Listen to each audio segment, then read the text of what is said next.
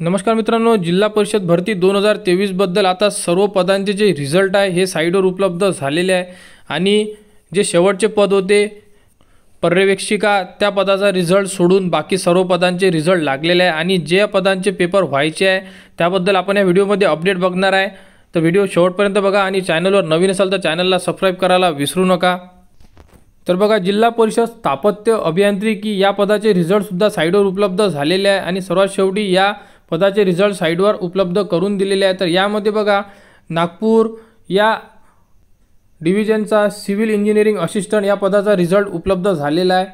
तर यामध्ये तुमचे जे नाव आहे ते सुद्धा दिलेले आहे आणि त्यानंतर तुमची जन्मतारीख, तुमचा रजिस्ट्रेशन नंबर, त्यानंतर तुम्हाला 200 पैकी किती मार्क्स मिळाले आहेत, त्यानंतर तुम्हाला जे नॉर्मलाइज होऊन जे मार्क्स आलेले आहेत ते सुद्धा यामध्ये दिलेले आहे। तर अशा प्रकारे बाकी पदांचे रिझल्टसुद्धा साईटवर उपलब्ध करून दिलेले आहेत। तर आतापर्यंत सर्व ज्या पदांचे पेपर झालेले आहेत त्या पदांचे रिझल्ट साईटवर उपलब्ध झालेले आहे।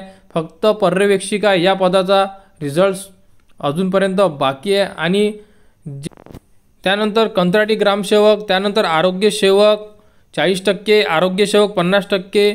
तर यांचा जो पेपर आहे याबद्दलची अपडेट अजूनपर्यंत साईटवर उपलब्ध झालेली नाही आहे, कारण सुप्रीम कोर्टाचा जो रिझल्ट होता तो आता 9/4/2024ला होणार आहे। म्हणजे जे पुढची सुनावणी आहे ते आता 9 एप्रिल 2024ला होणार आहे। तर तोपर्यंत कंत्राटी ग्रामसेवक, आरोग्य सेवक 40%, आरोग्य सेवक 50% याबद्दलची अपडेट येणार नाही आहे।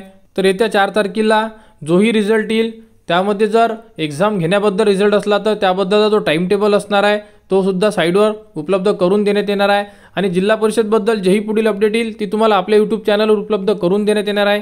त्यासाठी आपल्या चॅनलला सबस्क्राइब करा।